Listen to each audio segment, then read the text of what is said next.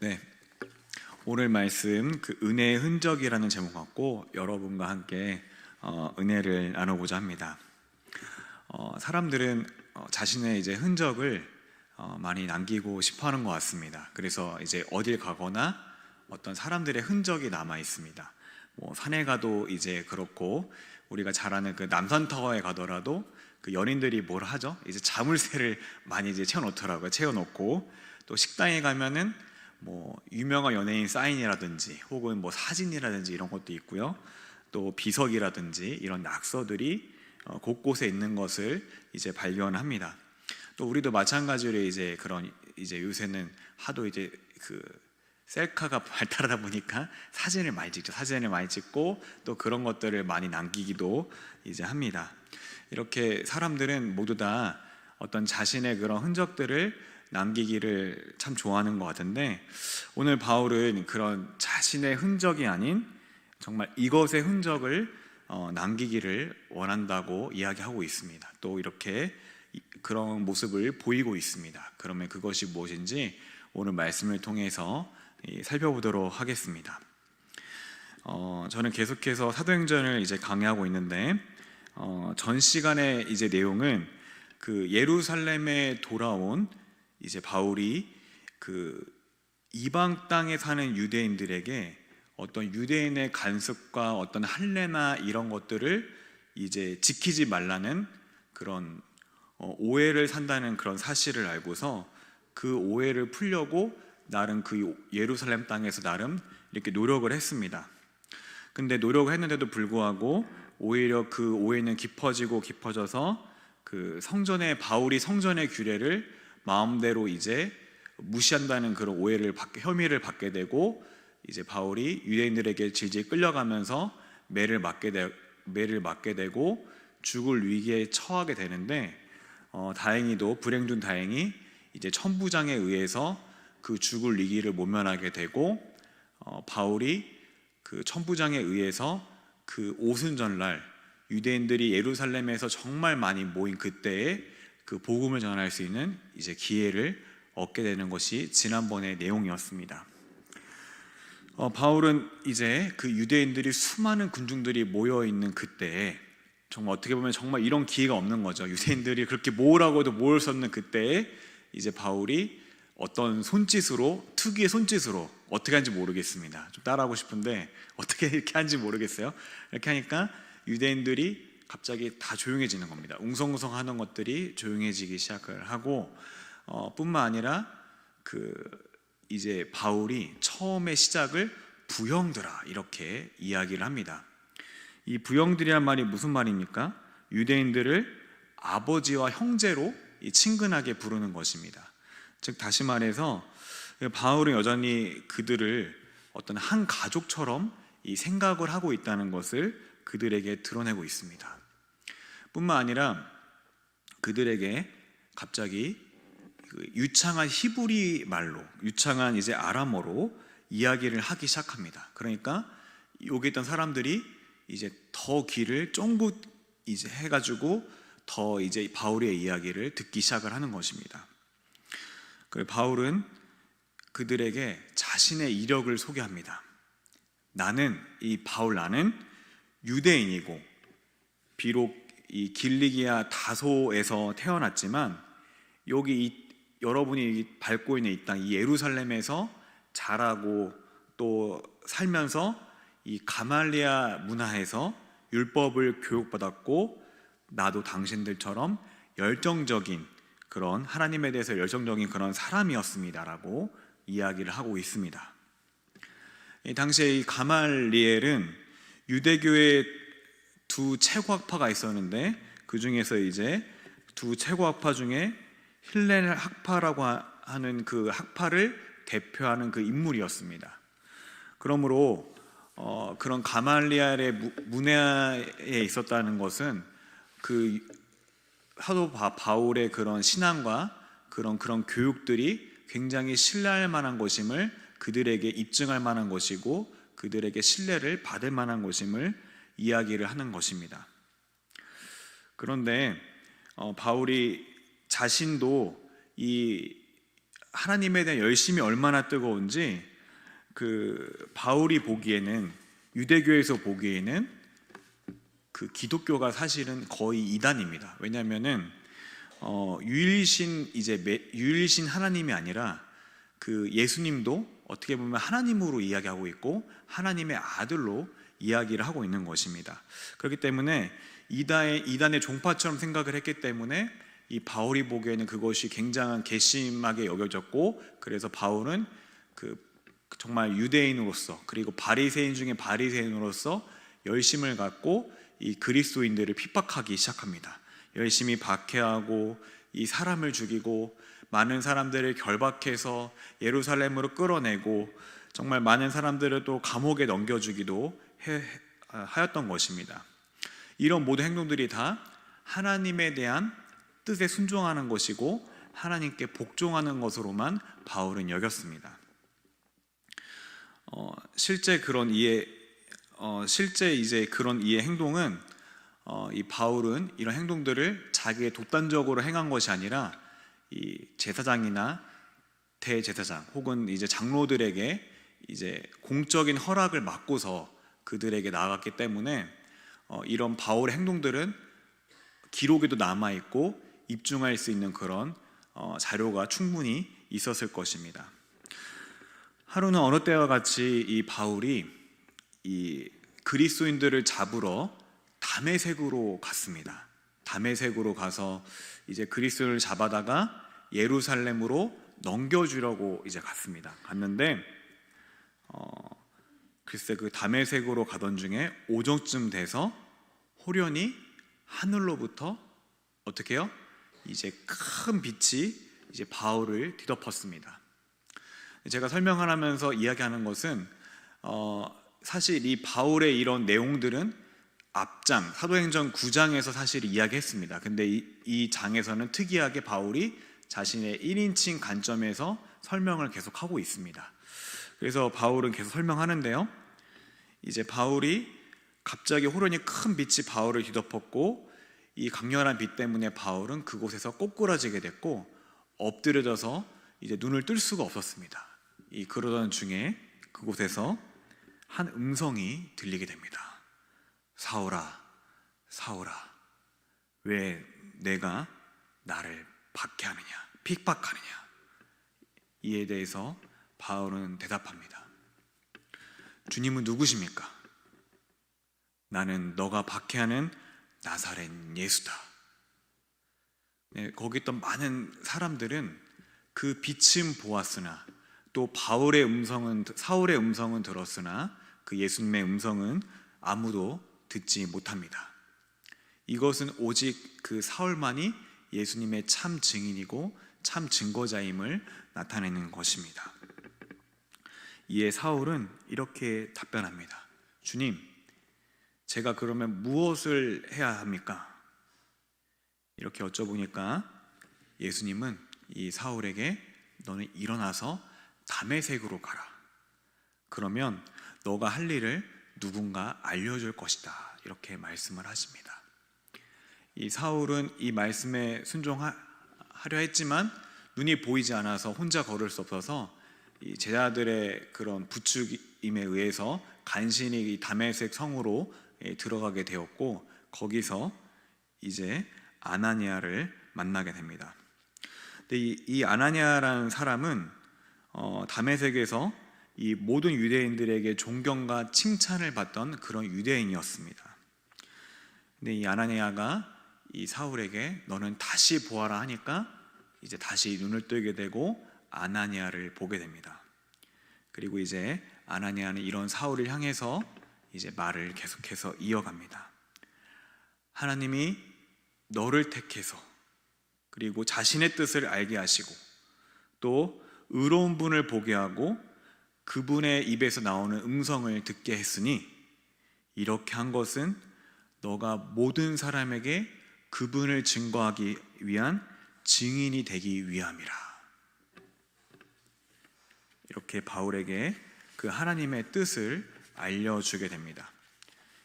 이제 너는 이제 너는 세례를 받고 제 씻음을 받아라. 이렇게 말을 하고 있습니다. 이제 사울이 이렇게 아나니아를 만나고 이제 그 당시에 다시 예루살렘에 돌아왔는데, 돌아와서 성전에서 이제 기도를 하고 있는데 그 호련히 황홀경 중에서 예수님을 다시 만나게 됩니다. 그리고 예수님께서 그에게 말씀하십니다. 사울아, 서둘러서 예루살렘을 떠나라. 이 사람들이 나에 대한 너의 증언을 절대로 받아들이지 않을 것이다. 바울은 이제 이렇게 말합니다. 주님, 저는 주님을 믿는 사람을 회당에 가두고 때렸고, 또 주님의 증인인 그 스데반이 정말 피를 흘릴 때 그 곁에 서서 찬성하며 그 사람을 죽이던 사람들의 옷을 지키던 그런 사람이었습니다. 제가 어디를 갑니까? 예수님이 이런 바울의 말에 아랑곳하지 않으시고, 가라, 내가 너를 이방인들에게 보낼 것이다 라고 이야기를 하십니다. 바울은 이런 자신의 이런 과거의 이제 내용들, 이렇게 자신의 이력과 그리고 또 예수님을 만난 것과 또 이방 세계로 갈 수밖에 없었던, 예수님께서 자신을 이방 세계로 보냈던 이런 이야기들을 이제 하던 중간에 갑자기 이 이야기를 듣고 있던 그 유대인, 거기 있던 수많은 유대인들이 갑자기 목소리를 크게 내면서 분노를 하면서 화를 내면서 소리를 지르기 시작합니다. 이러한 사람은 세상에서 없애버려야 된다, 살려둘 사람이 아니다 라고 이야기를 합니다. 이 말은 사실 좀 직역을 하면은 사실 예전에 그 빌라도 앞에서 많은 군중들이 예수님을 없애라고 한 것과 동일한 말이라고 합니다.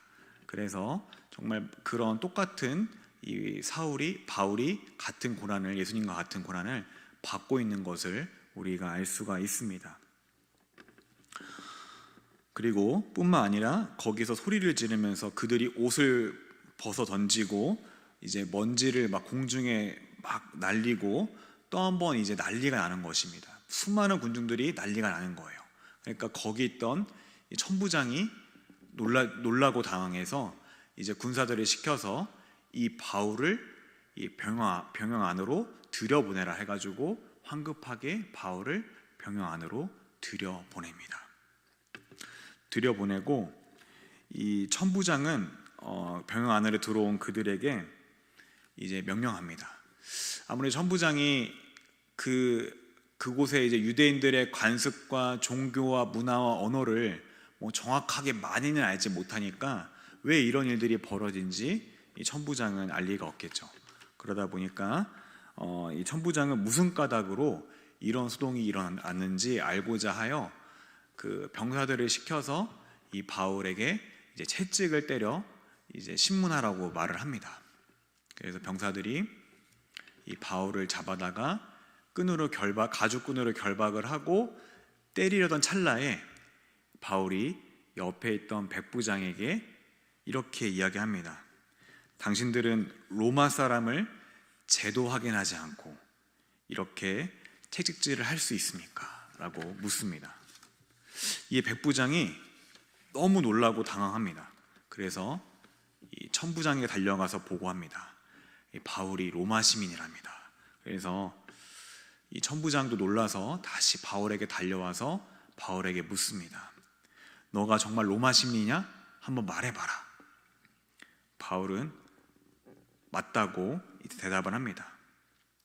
그러니까 이 천부장이 나는 이 시민권을 많은 돈을 주고 샀다고 이야기를 합니다. 이 당시에는 그 로마 시민권을 실제로 비싼 값에 팔기도 했습니다. 근데 이제 나중에 좀 시간이 흐르면서 싼 값에 이제 팔기도 했습니다. 그래서 이 천부장이 이야기하는 거는 나는 이제 초창기 때 그래도 비싼 값을 주고 샀다는 것을 좀 강조하는 겁니다. 그리고 이제 아무래도 바울은 그 자신의 로마 시민권을 항상 증명하기 위해서 아마 나무패 같은 거를 갖고 다니면서 이 확실한 증거를 내보였을 것 같아요. 그래서 이 로마 시민권을 내보이면서 바울은 다시 이야기합니다. 나는 나면서부터 로마 시민권자였습니다. 그러니까 완전 처음부터 완전 성골인 거죠. 기족인 거죠. 완전 처음부터. 그러니까 거기도 사람들이 다 이제 두려워가지고 뒤로 다 물러납니다. 물러나고, 그리고 심지어 천부장도 이제 두려워하기 시작합니다. 왜냐하면 이 로마 이 시민권자는 그 사실은 죄를 묻기 전에는 함부로 이렇게 처벌을 할 수가 없습니다. 함부로 이제 고문이나 함부로 신문을 할 수 없고, 로마 시민권자 신분에 해당하는 그런 공식 절차에 맞는 정말 재판을 한 다음에, 그리고 죄가 밝혀진 다음에서야 이렇게 죄에 맞는 형벌을 내릴 수가 있었습니다. 그것을 어기면 크게 형벌을 받을 수가 있기 때문에 그렇습니다. 근데 바울이 처음부터 이렇게 자신이 이 로마 시민권자임을 밝히지 않은 것은, 아무래도 그가 로마 시민권자임을 처음부터 이제 밝혔다면은 천부장이나 이제 거기 있던 사람들이 이 로마 시민권자의 안전을 우선해서 그를 보호하기 위해서 그에게 연설할 기회를 주지 않고 병영 안으로 보호하기 위해 데려갔을 가능성이 있기 때문에, 바울은 처음부터 자신을 로마 시민권자라고 얘기하지 않고 거기서 연설하기 위해서 그렇게 처음부터 자신의 그런 출생과 신분을 이야기하지 않은 것입니다.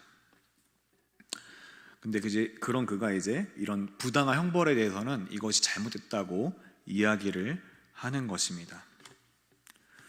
그렇게 해서 이 천부장은 로마의 법에 따라서 이 바울의 결박을 풀어주게 되고요. 다음날 대제사장들과 그리고 온 공회를 다 소집을 해서 바울을 그들 앞에 세우고 공식적인 재판의 자리에 세우게 되는 것으로서 오늘의 말씀이 이제 마무리가 되게 됩니다.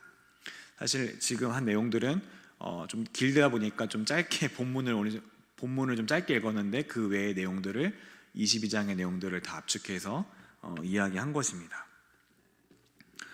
그러면 오늘 말씀에서 바울은 왜 이렇게 자신의 각오를 이야기했고, 그것을 듣던 유대인들은 왜 분노하고 화를 냈을까요? 먼저 이렇게 바울이 자신의 각오의 이력에 대해서 이야기하고 한 것은, 자신이 유대인 중에 유대인, 바리새인 중에 바리새인이기 때문에 어떤 유대인의 관습과 이 성전의 규례를 어길 만한 사람이 아니란 것을 이야기하기 위해서, 변호하기 위해서 이야기를 한 것입니다. 앞절에서 제가 이야기했었죠. 그 앞에서 바울이 성전의 규례를 어겼다, 또 이방 땅에 있는 유대인들에게 어떤 할례나 그런 유대인의 관습을 지킬 필요가 없다고 가르친다는 그런 오해를 받았다고 이야기했었죠. 그런 것들에 대해서 자신은 그런 것을 할 만한 그런 사람이 아님을 밝히기 위해서 자신의 그런 이력들을 쭉 이야기를 한 것입니다. 또한 자신이 그리스도인이 된 것이 어떤 단순한 변심이 아닌 신적인 부르심에 의해서, 그리고 또 이방 땅에 복음을 전하는 것도 그 신적인 부르심과 명령에 의해서 가게 된 것임을 알리기 위해서 이렇게 바울이 이야기를 쭉 하게 된 것입니다. 그러면 바울이 그렇게 이야기를 이렇게 하던 중에 이 유대인들이 왜 바울을 죽이려고 했을까요? 왜 화가 나고 왜 죽이려고 하고 분노할 수밖에 없었을까요? 그래서 여러 가지 이유가 있는데요. 먼저 이곳의 예루살렘의 많은 유대인들은 그 예수님의 십자가의 처형의 현장에 실제로 있었거나, 혹은 예수님의 그 죽음에 대해서 들었던 사람들입니다.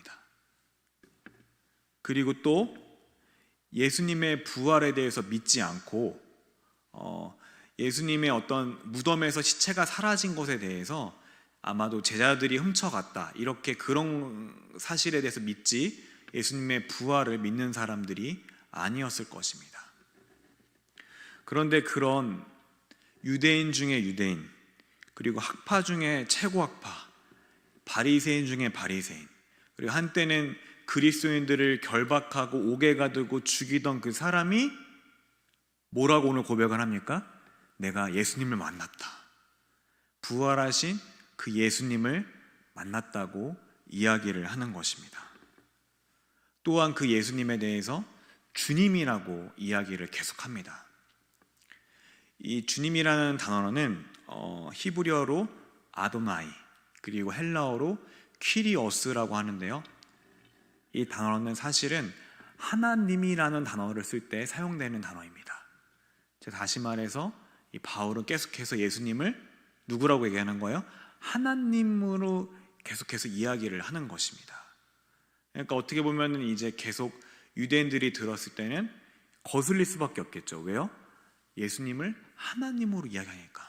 하나님은 한 분 하나님인데 계속 예수님을 하나님으로 이야기하니까 이들에게는 그것이 신성모독처럼 들릴 수밖에 없을 것입니다. 뿐만 아니라 율법을 철저히 따르고 또 지키는 그 바리새인 중에 바리새인이었던 그 사도 바울이 예수님을 만난 다음에 재씻음의 그런 세례를 받는다고 하니까 그것 또한 이제 말이 안 되는 것 같습니다. 우리는 율법을 충분히 지키고 있고 어떤 죄를 짓지 않는 것 같고 정말, 그런데 이런 재씻음의 세례를 받는다고 하니까 뭔가 이런 것들이 하나둘씩 뭔가 이제 거슬리는 것 같아요.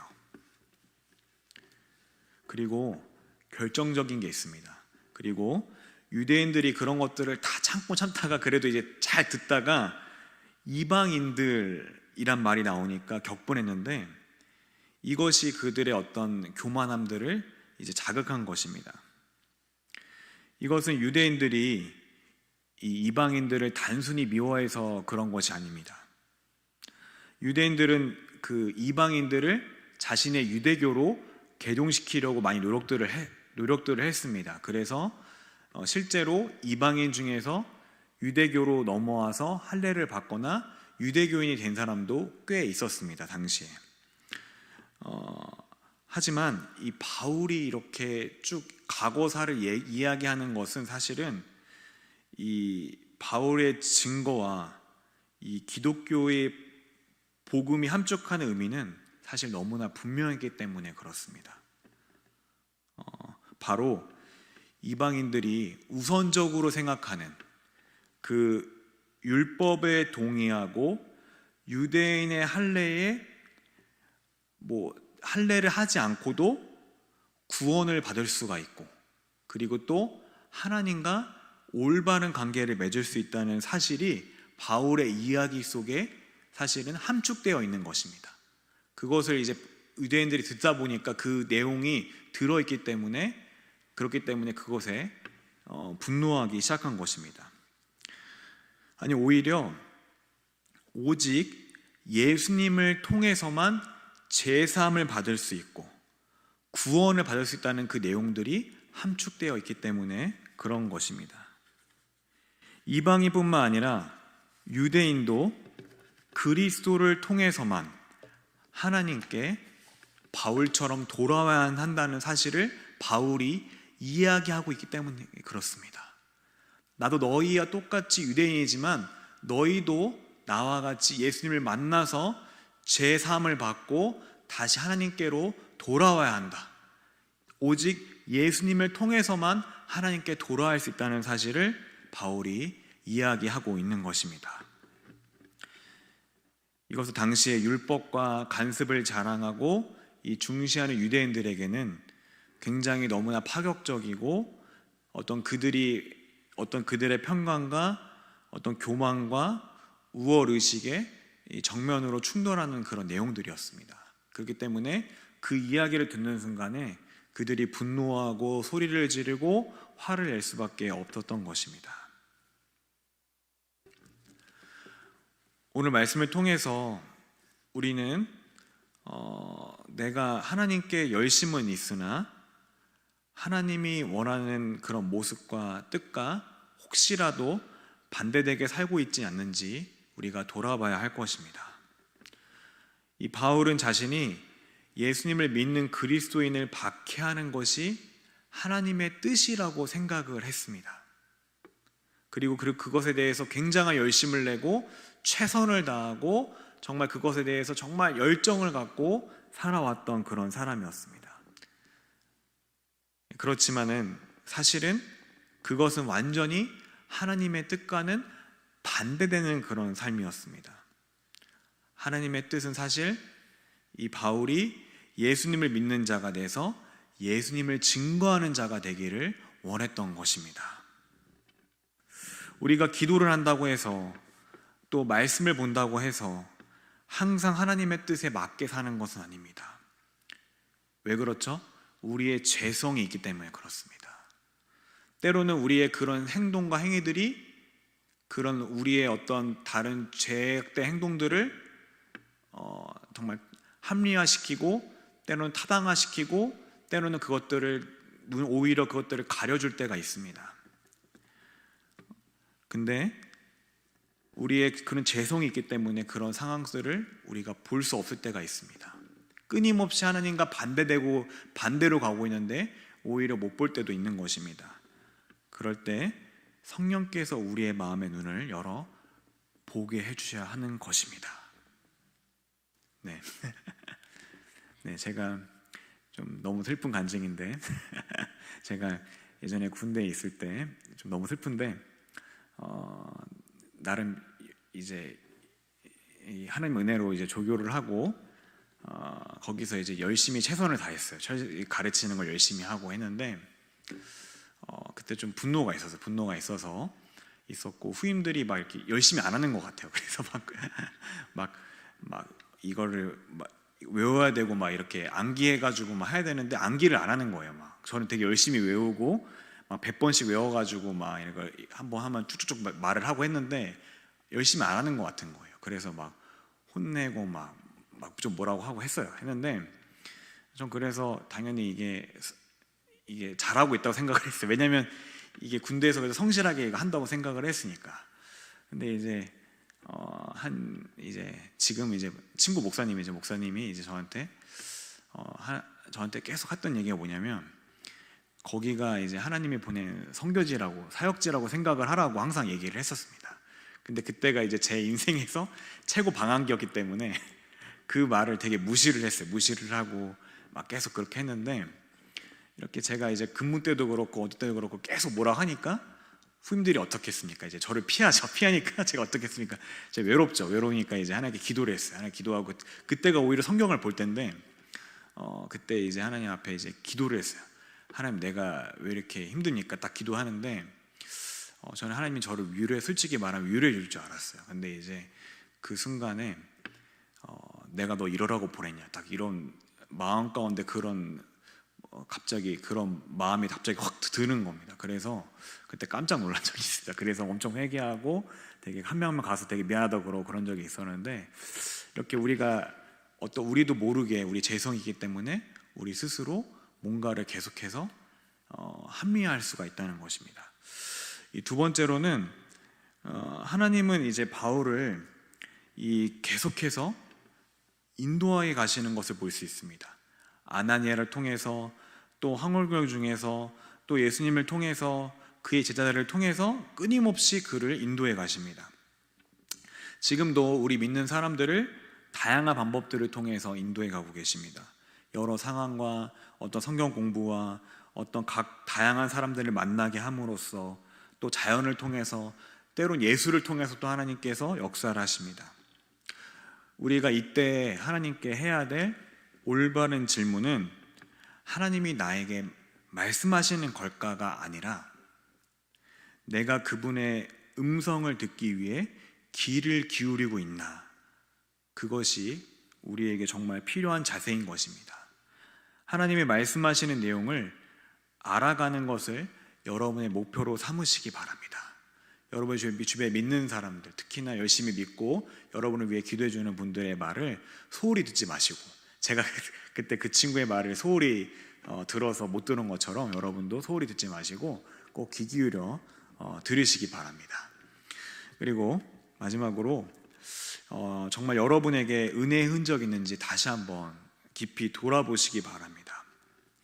바울이 자신을 대적하고 분명히 말하면 어떻게 보면 그에게 자신이 솔직하게 과거의 이야기를 하고 예수님 만난 이야기를 하고 예수님이 자신을 이방 세계로 보냈다는 이야기를 하면 이 바울은 머리가 좋은 사람이었기 때문에 이 유대인들이 분노하고 화를 내고 죽일 기세로 달려들 거를 분명히 알았을 것입니다. 또 자신이 과거에 그렇게 그리스도인들을 핍박했다는 사실을 거기서 이야기하면은 어쩌면 거기 있는 많은 그리스도인들, 보이지 않는 그리스도인들이 또 오해를 할 수도 있고 바울에 대해서 또 심기가 불편할지도 모른다는 염려가 있을지도 모르겠습니다. 그런데 그런 염려와 두려움보다 이 바울이 예수님을 과거에 만난 날의 그 자신의 모습을 솔직하고 담백하게 이야기할 수 있었던 것은 왜 그렇게 이야기할 수 있었을까요? 그것은 그 염려와 두려움보다 예수님을 만난 그날의 은혜가 자신의 삶에 흘러넘친 하나님의 그 은혜가 그 두려움과 그 염려보다 훨씬 더 컸기 때문에 그렇습니다. 자신에게 넘쳐 흘렀던 그 은혜가 그 두려움과 은혜를 압도하고도 남았던 것입니다. 거기 있던 많은 회중들이 자신이 누렸던 그 은혜와 그 사랑을 똑같이 누리기를 바울은 원했던 것입니다. 개수의 무리라고 생각하고 그들을 잡아 죽이고 결박하려고 했던 사울이 자신이 사실은 개수의 우두머리였던 것입니다. 사울이 그거를 알았을 때 얼마나 회개가 되고 얼마나 정말 눈물을 흘리고 하나님 앞에서 얼마나 평생 정말 회개하면서 살아갔을까요? 근데 여기 있던 유대인들도 자신과 똑같이 그렇게 죄사함을 받고 하나님께 돌아가기를 원하는 그런 하나님의 사랑과 은혜가 그들에게 넘쳐 흐르기를 사울이 원했던 것입니다. 여러분에게는 그런 은혜의 흔적이 있습니까? 그리고 그것을 다른 사람에게 정말 충만해서 말할 만큼, 흘려보낼 만큼의 그런 은혜가 충만합니까? 혹시 충만하지 못하다면은 내 삶 가운데 더 충만한 은혜를 부어주시고 내 삶 가운데 더 하나님의 큰 은혜를 발견하게 해달라고 기도하시는 저 여러분 되기를 소망합니다. 그렇게 여러분이 은혜를 사모할 때 내 삶 속에서 지금도 일하시고 내 삶 속에서 지금도 역사하시고 내 삶 속에서 지금도 그 모든 인도하심을 따라서 역사하시는 그 하나님의 은혜를 우리가 발견할 때 우리가 기쁨으로 눈물을 흘릴 수밖에 없을 것입니다. 다른 사람 만날 때마다 예수님이 나한테 이렇게 했대, 하나님이 나한테 이렇게 역사하셨대, 이렇게 말할 수밖에 없는 저 여러분 되기를 소망합니다. 그럴 때 많은 사람이 여러분의 입술을 통해서 또 여러분의 간증을 통해서 여러분의 변화된 모습을 통해서 하나님께로 돌아오게 될 것입니다. 사실 기독교인의 가장 큰 기적은 어떤 치유나 병고침이나 이런 것보다 더 큰 기적은 바로 나 같은 죄인이 예수님께로 돌아왔다는 사실입니다. 나 같은 죄인이 예수님을 믿는다는 사실입니다. 여러분이 이미 예수 믿고 있다면 여러분 안에 이미 복이 있는 것입니다. 예수님이 이미 있는 것입니다. 그것을 믿으시면서 살아가시는 저 여러분 되기를 소망합니다.